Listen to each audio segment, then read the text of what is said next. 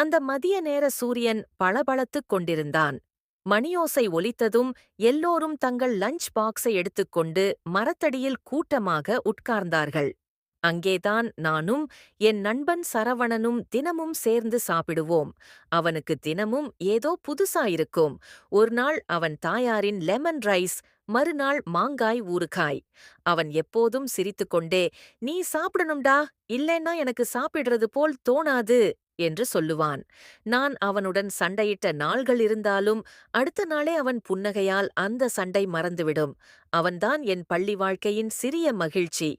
ஒரு நாள் பள்ளிக்குப் பிறகு மழை பெய்தது. அனைவரும் குடையை எடுத்துக் கொண்டார்கள். எனக்கு இல்லை. அப்போ அவன் தன் குடையை பாதியாகத் திறந்து, "இருவரும் சேர்ந்து போலாம்டா" என்றான். அந்த சிறிய குடையில் மழைத்துளிகள் நம்மை நனைத்தன. ஆனா அந்த நிமிடம்தான் என் மனசு முழுக்க வெப்பம் நிரம்பியது.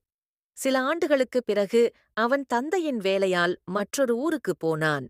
அந்த நாளில் நாங்கள் இருவரும் ஒன்றும் பேசவில்லை. வெறும் கை பிடித்தோம்.